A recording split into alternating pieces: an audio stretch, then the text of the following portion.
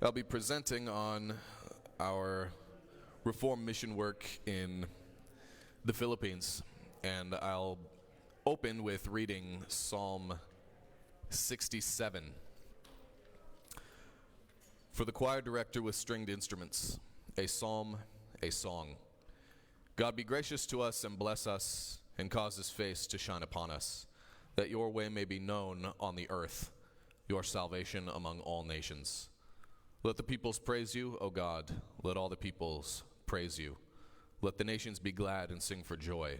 For you will judge the peoples with uprightness and lead the nations on the earth. Let the peoples praise you, O God. Let all the peoples praise you. The earth has yielded its produce. God, our God, blesses us.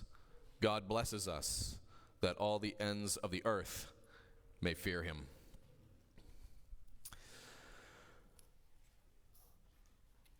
Last time we were here to visit Spring Meadows Presbyterian Church, the congregation was much smaller. So at this point for our visit this time, we will be introducing ourselves to all of you who don't know who we are. It's been 5 years since we've been here. So my name is Nate. My wife Jella is here, and we are here with our 2 children, Jael and Nehemiah Ryle. And we've arrived about 2 months ago from our work in the, Philippines. And as some background, I was not always Presbyterian. As Providence would have it, I was actually ordained and sent as a missionary by Calvary Chapel, if any of you are familiar with that non-denominational denomination. And I was involved in missions from 2010 to 2012, and eventually leaving that pragmatic outreach-only form of ministry. Upon returning to the States to apply for my wife's fiancé visa, I began attending Spring Meadows Presbyterian Church. Mark Russell, the pastoral intern at the time, invited me, and I thought I should find out what these Presbyterian people are. I have no clue what that is. I thought only Roman Catholics baptize babies, And so I started attending the Presbyterian Church, and Pastor Tim was preaching how Jesus runs the church at that time. Because at that time also, they were electing deacons and elders. And God's perfect timing for me to be introduced to Presbyterianism. And so my wife and I, when we got married in 2013, we eventually became members of SMPC. And so my wife and I have been working in the Philippines, and that country is predominantly Roman Catholic. There's a recent census, actually, in 2020, and so those who responded, 78.8% are Roman Catholic, and Presbyterians don't even make the list. I'm not sure where they would fit under. But it's generally a Roman Catholic country. It's very rooted there. And where we are in the country is right smack in the middle, where that circle is there. We are in a central location called Dumaguete City in the province Negros Oriental. It's a university town. It's not a chaotic metropolis like Manila in the north or even some of the cities in the south. It's more provincial. And this central part of the country hasn't been well served by missions at all. Usually the north gets all the attention. Everybody has heard of Manila, probably. But missions doesn't really touch the middle part of the country, at least not the good kind. There are other Reformed churches in the Philippines, some who have been there for over 20 to 30 years. But they're usually in the north or in the south. Again, there's not much healthy Reformed work going on in the middle part of the country where we are located, or even on the islands right next to us, believe it or not. And so in 2014, I had an idea for a study center of sorts, a Christian study center that would better serve the area that we live in, and providing Christian education and training for that part of the country. I was greatly inspired by L'Abri Fellowship, if you're familiar with the work of Francis Schaeffer, and actually L'Abri Ministries, which started in the same way as a residential study center. And I wanted a confessional Presbyterian institution of that sort. And so in 2014, we founded Christian Worldview Discipleship, training you to develop, demonstrate, and defend the Christian worldview. And as I became more acquainted with the surrounding area, I had been there since 2009, but with my exposure with more kinds of churches there, it became clear that a confessionally reformed education and training for pastors and men who want to be pastors was largely lacking. The seminaries there are not confessional. No matter what part of the country you go to, you're not going to find a sound education and training for the ministry like you would here in this country, where there are so many options. And so training for the ministry specifically was a special need that I wanted to attempt to meet. Because as goes the pulpit, so go the churches. And ministers really need to be trained to do their duty, especially if they profess to be Reformed or Presbyterian. And so training in pastoral ministry, especially in the areas of the Westminster Standards, Reformed worship, and Christ-centered expository preaching, all of which have not been doing very well. And so we founded that, and our long-term vision was to establish a confessionally reformed study center to provide a quality library, regular lectures, annual seminars, and to produce multimedia resources. Church planting was going to wait, and we wanted to sort of make a work that was available for anyone who wanted to avail of it. And then, eventually, I became acquainted with the Presbyterian Church of the Philippines, and this would have been around 2017. The Presbyterian Church of the Philippines, which is the largest, almost the only Presbyterian denomination in that country. A contact of mine referred me to Dumaguete Mission Church in Dumaguete City for us to attend, and fairly quickly I was given the opportunity to teach in various areas. Teach at the high school. I chose to teach the Westminster Shorter Catechism for the values education there. I was invited to teach Sunday school for the church, the Shorter Catechism again, and then eventually I was invited to teach at the local seminary, which is supposed to be a Presbyterian seminary, and I taught the Westminster Standards and various other classes to those who were already pastoring or aspiring to the ministry. And I would fill the pulpit when needed and began training the son of the minister of that church. His name is Joshua Bagas. And I began training him in the standards and various aspects of Reformed theology and worship. But because of the ministers and especially the Korean missionary influence there, Reformed work doesn't really get far unless you're in charge of the congregation. And so the worship would remain fairly evangelical. The preaching wasn't sequential expository preaching. Can you imagine a Presbyterian church that only does topical preaching? That's what it was. And that's what they generally all are throughout the country, shockingly.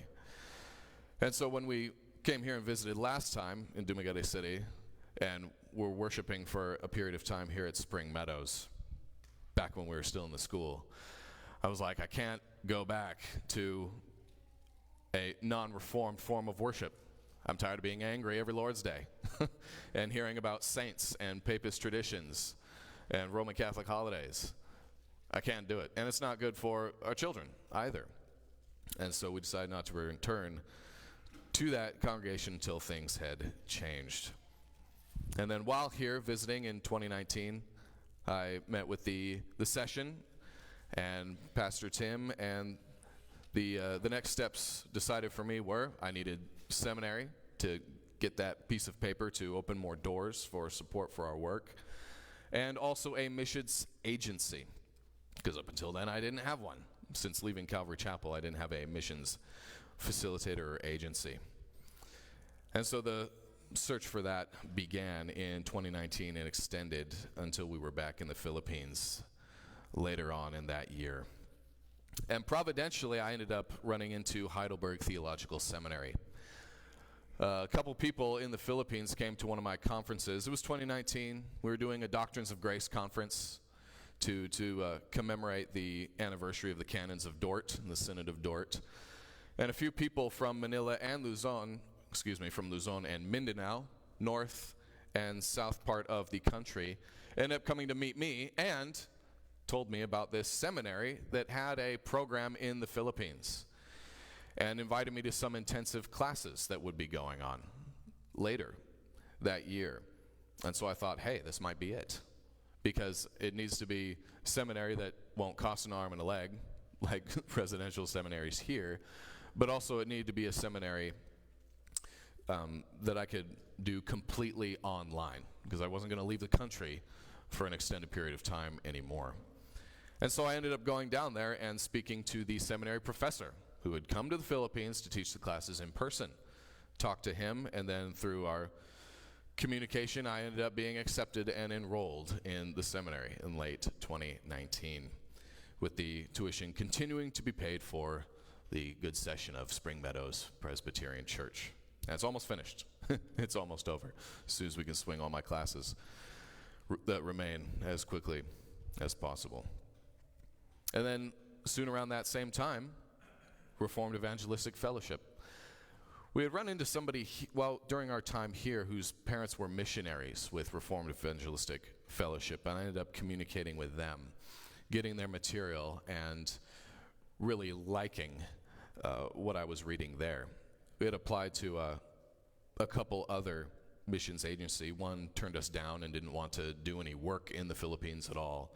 And then another just didn't get back to me. So providentially, Reformed Evangelistic Fellowship turned out to be the way to go. And upon reading their position papers on various key issues, I really felt that this is the right fit. It's a solid confessional, bare bones, minimalistic missions agency. And it's actually older than the PCA. It's began in 1958, founded by Reverend William E. Hill, originally called Presbyterian Evangelistic Fellowship. And I was, by God's grace, accepted as a full-time evangelist in 2019. And so both of those crucial needs were met for us. And then back in the PCP, as I try to catch up our slides here, that's the seminary, Heidelberg, and intensive classes earlier this year. I went up to the Luzon area, Panganiban, Dagupan City, to take a couple classes, and that's what I look like all the time. This is at 4 in the morning, and notice I'm not alone in class. We have an auditor in my house. I think he should be granted an honorary Master's of Divinity by the time we're done, because he attended enough of it. And then this is us right now, currently. That's me in the top middle, and then underneath me, straight down the column, are two guys from my church who are also taking their Master of Divinity. So it's 2020 now, and the government has told churches to stop worshiping, and then churches who are considering opening back up are considering not allowing people such as my pregnant wife to worship anymore, and my child. And so I get back in contact with Joshua from that PCP church. I said, hey, are you guys open for worship? And he said, yeah. I said, for children too? He's like, oh yeah, all the kids are here. I said, excellent. What's your order of worship look like now? And he sent me the previous Sunday's order of worship, and it was great. All the evangelical nonsense, unbelievers singing songs, solo numbers, stuff like that is gone. I was like, wonderful. We'll see you next Sunday. And he had been actually handed the church by his father, who decided to pastor another congregation in another area. And so he was able to clean up the order of worship, and he was preaching every Lord's Day now, and had actually become quite comfortable in the pulpit. And so thus we were reconnected with that congregation, and the opportunity for further reforming the church was opened up to us once again. And so then began the project of aligning that congregation with the Westminster Standards and the Book of Church Order. Here's the ironic thing about the Presbyterian Church of the Philippines. The official standards are almost the same as the standards of the PCA. They're the Westminster Standards, the American Revised Editions. And then the Directory for Worship, the Book of Government, and the Book of Discipline are based on the BCOs of Presbyterian denominations here in the United States, the PCA and the OPC, actually. So the standards are fine. The problem is always application. The problem is whether anybody cares to follow them. And so every step of the way, with patient instruction and teaching of the congregation, there was a checking and a citing of chapter and paragraph of the Constitution of the Church, getting rid of everything that didn't fit and actually instituting those things that should have been there for the past 30 years. That was the program. But of course, that didn't fly with the powers that be. But this was a gradual process over about 2 years' time. I was training Joshua in preaching, and we together preached an ecclesiology series, like how I had been introduced to Presbyterianism those years ago. We taught on the church government, the offices, the means of grace. New information to everybody, even those who had been there for over a decade. We started church membership class. Membership had never been implemented, nor has it been implemented in any of the other churches in that denomination, in that area. And then along to supplement that, we were continuing our annual conferences, apologetics, Reformation Conference, that would be this month, and podcasting as well on various topics, such as preaching and apologetics and Christian worldview.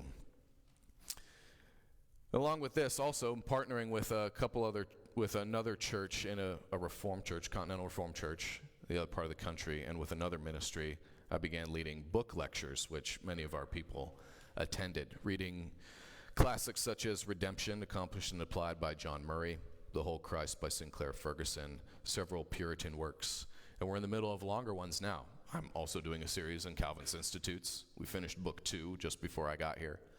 And then we'll be beginning Building a Godly Home by William Gouge, Volume 2, when I get back. And so a lot of good stuff is going, a lot of growth, a lot of enthusiasm for learning more sound theology and practice.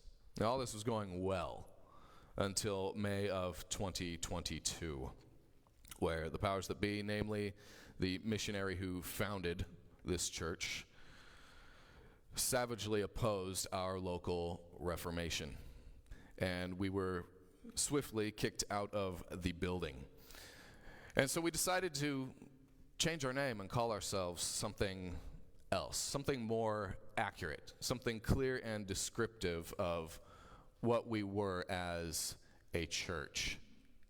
And we decided unanimously, I have a helper in one of my book studies often, as you see there.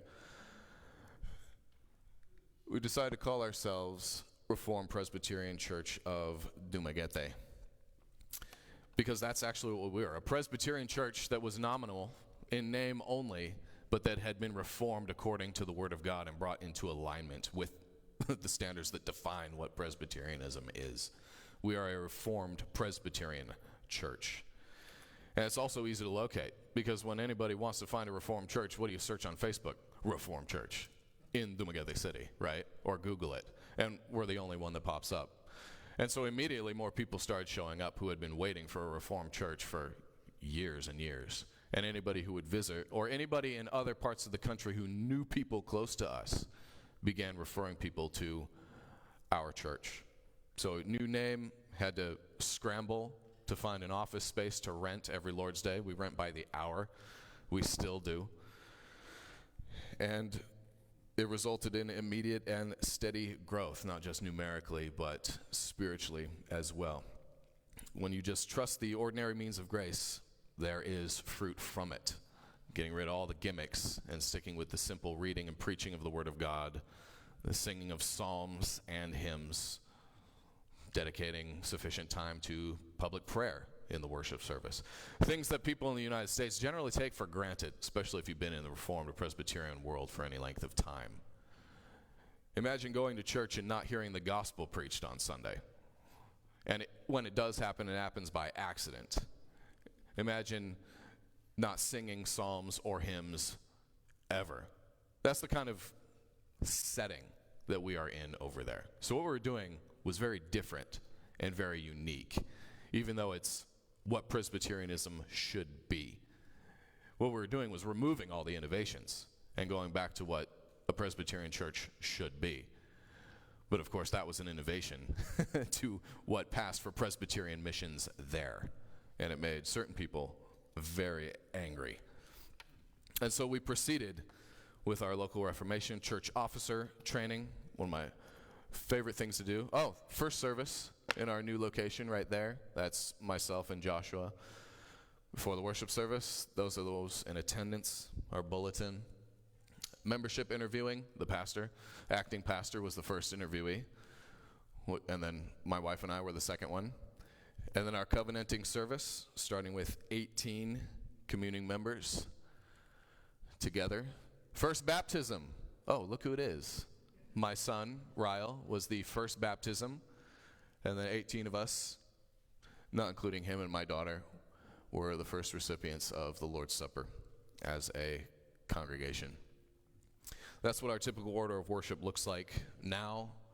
We've got call to worship, the invocation, sequential reading of Scripture, whole Old Testament chapter, whole chapter of the New Testament, Westminster Confession, Psalms, responsively reading the Ten Commandments, confession of sin, prayer of confession, assurance of pardon, hymn of thanks, preaching, hymn of response, pastoral prayer.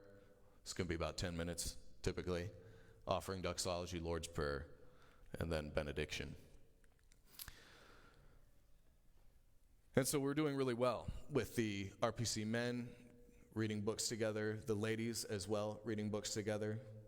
They're currently in Tim Keller's Counterfeit Gods while we are here. And then church officer training.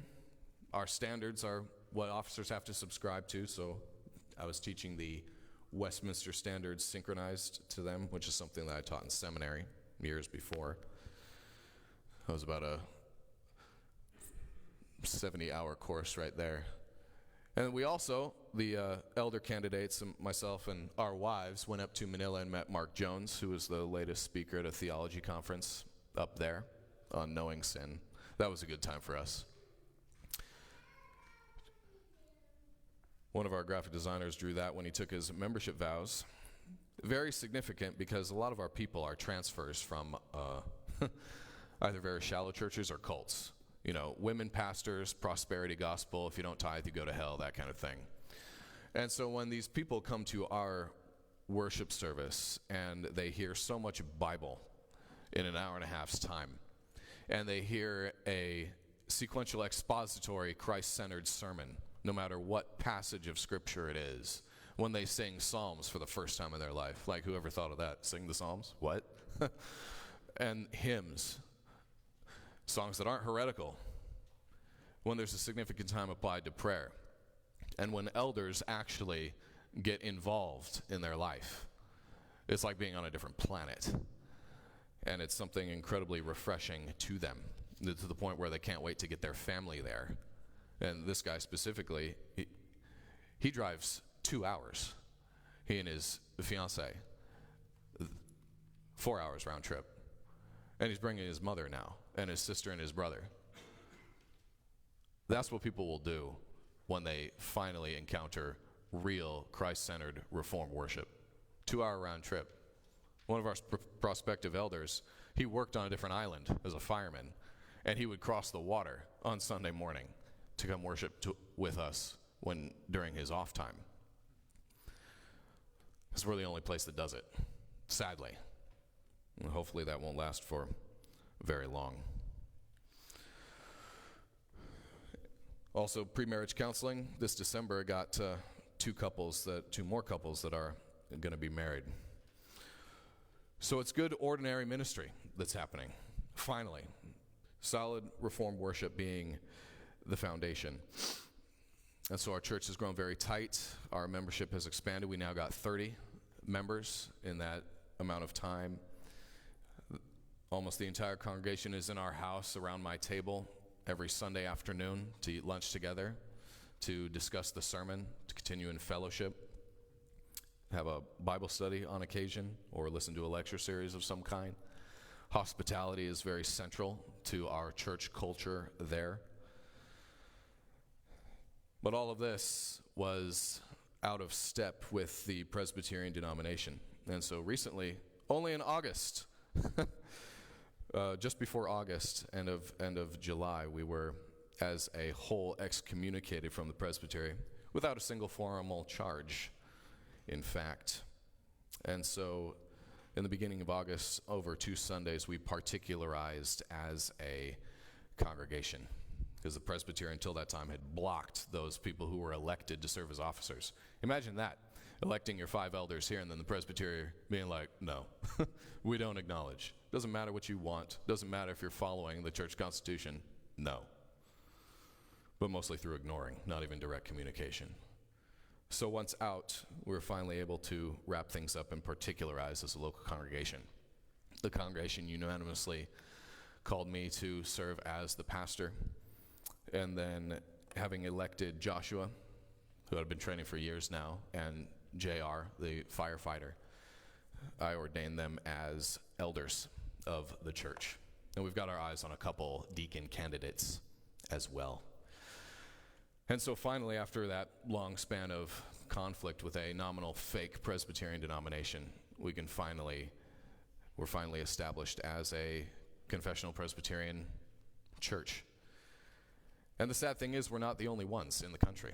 This has happened before. We're only the latest.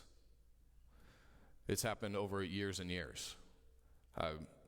Friends on Facebook, right? With a minister who left the same denomination a decade ago. It's been like this ever since. Presbyterianism really didn't start on the right foot in that country because of the different denominations involved from various countries. It's too bad, but hopefully a presbytery that is confessional and faithful can be established soon. In fact, the PCP just had their General Assembly 2 weeks ago and squashed any debate about making female pastors an official position in the denomination.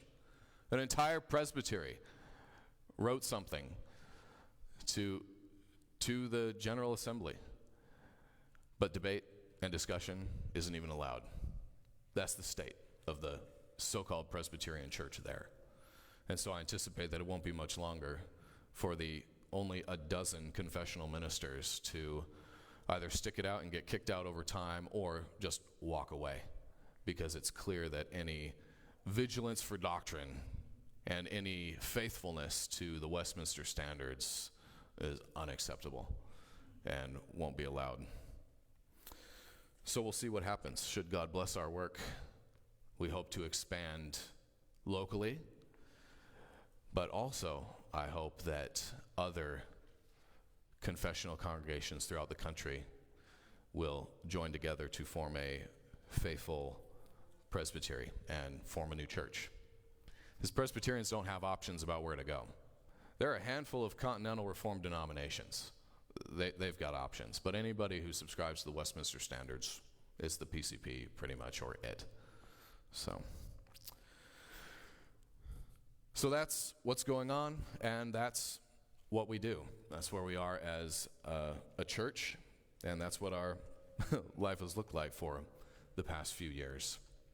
And so we desperately need your prayers and your support as well. Got a QR code there through Reformed Evangelistic Fellowship. And I want to close my time and then open it up for questions. But I want to conclude with a statement that resonated with me by the founder of Reformed Evangelistic Fellowship, Bill Hill, from a sermon he delivered at the convocation where they were deciding whether to begin the PCA, which, as you know, was a withdrawal from a liberal Presbyterian denomination, the Southern Presbyterian denomination. And at that, he delivered this message, the no compromise man and the no compromise church. And he said something that sounds familiar to me. I can relate to it. All through life, we face dreaded decisions. I'm thinking now of a group of men who are deliberating and wrestling in prayer and conference about a decision for the future. They said, what if it means the end of our organization? What if it means that our friends will leave us? What if it means, but they made their decision deliberately, regardless of what the consequences might be, regardless of what the power structure might do, regardless of threats from presbyteries and General Assembly. Without compromise, they decide to go forward and not look back. Hardly ever does any man face a decision quite as momentous as we are facing today. There are those who say this movement might fail, it might fragment, we might lose our church property, we might be branded as schismatics, bitterness and recrimination might follow our decision. What will we do? Considering the possible tragic consequences, but despite such possibilities, leaving everything in God's hands, we must make a clear and unfaltering decision that we will not compromise with unbelief and immorality in high places in the church. The no-compromise man never in such decisions takes into consideration possible evil consequences to himself. He is bound by the word of God as he sees it. He must obey God, not men. Does the word of God preach separation from unbelief and apostasy, separation from immorality? Is our task that of preaching the gospel to the ends of the earth? Can we do it best in a reborn church, faithful to the scripture and to the Reformed faith, and obedient to the last command? That is the mindset of myself and the other elders and our congregation as a whole. Imagine the United States during the time when the OPC and Westminster was being begun, when the PCA was being begun, because of the liberalizing of the main denominations. That's where the Philippines is at right now. We're just a little behind, but that's the environment. And so what's called for is no compromise men to found no compromise churches. And that's where, hopefully, the Lord will work and it will expand. So now, for the next almost 15 minutes, I'll take any questions you might have. Yes, sir. Is the language used primarily in English, like when you have your reading groups or reading? Yeah. The Philippines has two national languages, Filipino and English. And especially in the city where we live, where there are universities, higher education is taught in English. That's mandatory. And so English is actually the preferred language where we are. Yeah. So language is used for almost everything. Yeah. Yes, ma'am. So I agree with you. In the Philippines, we're behind. I have to admit that too, because I grew up in an evangelical church where I actually talked to my mentor, who is now yearning towards Reformed theology. And sadly, I won't say sadly, because I was saved through the Billy Graham crusades in the 80s and all that. And that's the thing, though. In the Philippines, there's hunger. There truly is hunger for God. And we are conquered by Spain 300 years, so of course, we're Catholic majority of the country. The three major islands, Catholicism is just dominant there. Growing up, I remember our church was just like yours. 30 people, our family, who started with persecution and all that. And it's beautiful to see how the Lord now turned into that small church into 500 members. Amazingly.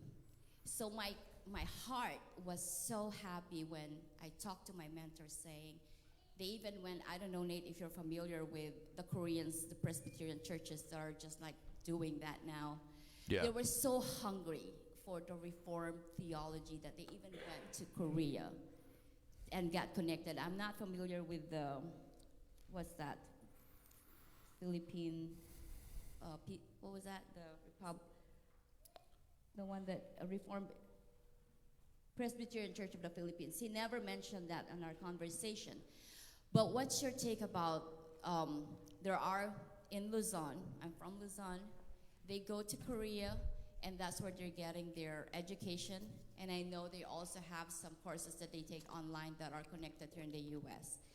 But just a background, the Philippines, Presbyterianism is not a popular John and I were researching about it. It was James Rogers that arrived in the Philippines, and he made it ecumenical work, that he opened it to Baptist, Methodists, and all that. So what you're saying is just That's right. It's true. There's no pure Presbyterian church in the Philippines, and I admire what you're doing there, Nate. I think the Philippines really need that, because it's just so much. We embrace everything. I'm sad that the Filipinos are, all this, get well, rich, their own jet plane flying to the Philippines, and poor Filipinos will believe, oh yeah, give me 20,000 pesos and your son will heal. They believe that because unfortunately, Yep. that's the thing that's happening there. So I agree with you, Nate. Philippines is way behind. We just sent, with the help of Pastor Tim and Shemaine, we sent 100 shorter catechism to our church there. Cool. They are hungry for that. And I'm so happy that 100 children right now are handling and memorizing those catechisms because they need it. Now that I'm open with Reformed theology, I'm like, where were we in the history of the world when this happened? So Yeah. I applaud you, Nate. I'm thankful that God sent you there, and I hope that you connect yourself to as you expand in Manila, in the Philippines, because there are spots in the Philippines that I'm sure wanted to hear more of your ministry there and want to connect with the real Reformed theology education. Yeah. Thanks for that. Nate, you mentioned about being your facility being weekly. Is it a solid option for you, or is it something where that could change? Where we gather for worship? Yeah. Yeah, it's solid. It's a business that is closed on Sunday, and so we just rent their conference room for I think 2 hours every Sunday, and it's a sure thing, but it's not enough because we don't have the budget to rent all day, so that we can have a second worship service, as we should, as Presbyterians on the Lord's Day, but also it's not by the month, so that the other stuff that we do as a congregation, we got no place for it. It has to be in somebody's house or out somewhere, and money. So we really need a better place to rent, one that is ours every day of the week, so that we can do more, and it's just easier for everybody. Because where that office is right smack in the middle of the city. It's downtown Dumaguete. It's central. So everybody who drives an hour to 2 hours from other municipalities, the stop for the public transportation is just a short walk from where we meet for worship. So we don't want to move out of that area. We need to be there because it's easiest for everybody to come, because people are coming from other, technically, towns and cities to worship with us. So we need to be there. But we need a place there that we rent by the month, ideally, so that it continues to be easier. It's difficult enough driving for 2 hours. Don't want to add to it. You know what I mean? So yeah, we need a better place. We really do. What would the cost of a place like that be, a monthly cost? We looked at places before. Do you remember how much the upper story office spaces were that we were looking at? Yeah.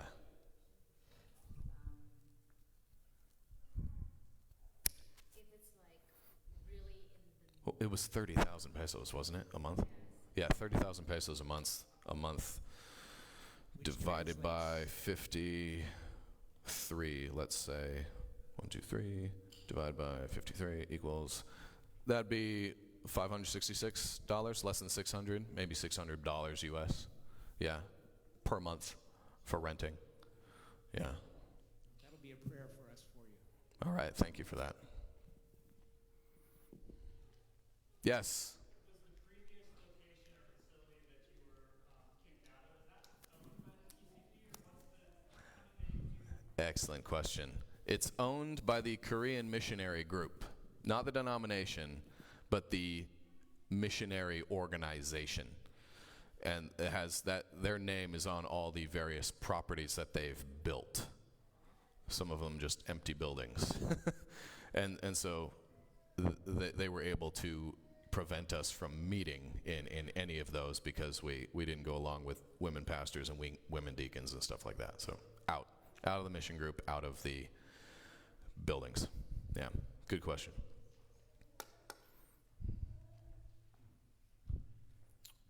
It is 10:10, 5 minutes.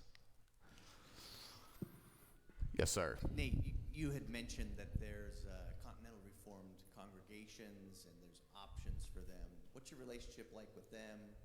How well do you guys get along? Is that something you could look We into? get along well. The Heidelberg Theological Seminary program is virtually for the Pearl of the Orient Covenant Reformed churches there. And so all of my classmates, except for two guys in my church, all the rest are part of that Continental Reform denomination. And we see each other at conferences. We correspond sometimes. We're on good terms, yeah. Do you have another question? No, I'm just wondering, is it something where you could consider, like, hey, maybe participate with them, or In what way? in terms of bow the knee to the Heidelberg and just move on and participate in that ministry?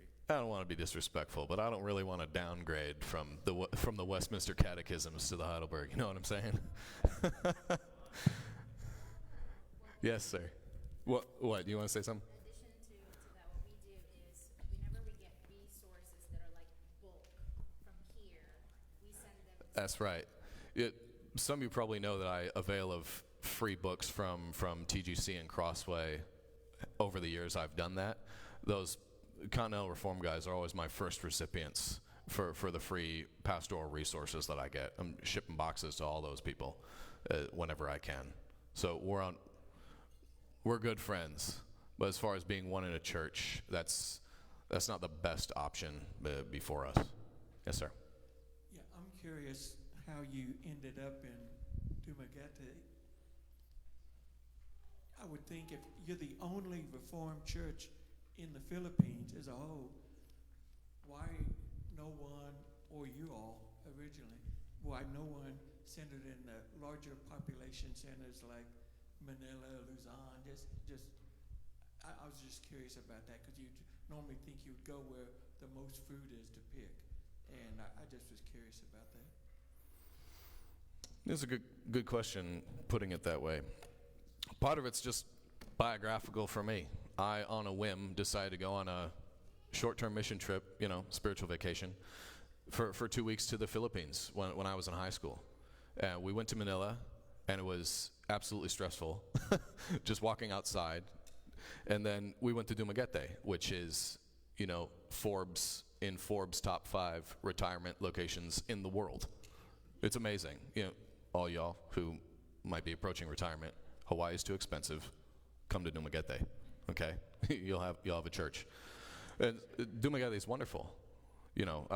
I loved it there, and I wanted to go back. And then I was still in Calvary Chapel, so I finished my Bible college at the campus there, and I never wanted to leave. There are 5 universities there, and one of them being Silliman University, which is famous in the country and in surrounding Asia.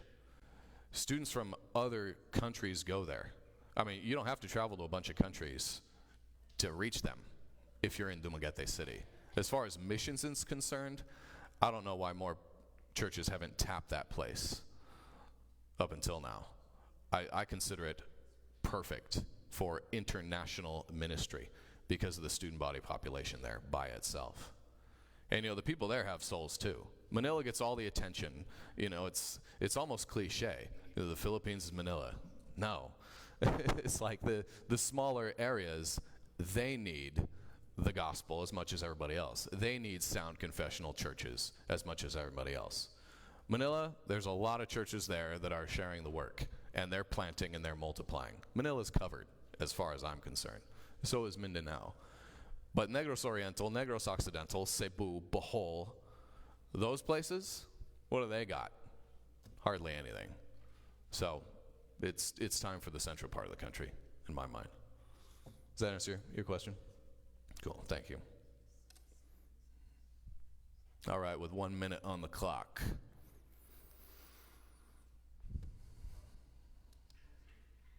Yes, sir. We worshiped anyway in June of 2020. Yeah. Joshua opened it up, and where we had been attending previously wasn't going to, and was going to, excommunicate most of their members by not letting them worship. So I decided to go back to Joshua's church and help him out there. Bring our kids, invite all the pregnant people, all the children, and we discovered the secret to church growth was being open for worship. And we had a pretty sound, full house from 2020 all the way through until, everyone felt comfortable, everyone else. So yeah, for those 2 years, it was a good time of growth and establishment for us as a congregation. Yeah. The policing of the COVID only happens during the weekdays. On Sundays, since most of the highway patrol and all that don't work, so Yeah. really policing. For some of that time, we were on our motorcycle. It was me, Jael in the middle, and my pregnant wife on the motorcycle. Blasting through checkpoints, and nobody was there. the threat wasn't so real. So yeah, we worshipped. They take pictures like they were doing something, but after they take pictures, there's no more policing. Yeah, They don't care who gathered where. yeah. And we had a police officer in our congregation too. It was fine, no problem. He needed church too. All right, it's 10:16. That's our time. Thank you for listening, and I'm here all morning if you want to come and speak to me or my wife. And in the future, before we leave, I'd like to send out, we like to have a prayer card you can post on your refrigerator or something. I'll get those worked up. We leave and go back to the Philippines 2 days before Thanksgiving. So we're here for about 1 month more. All right, thank you.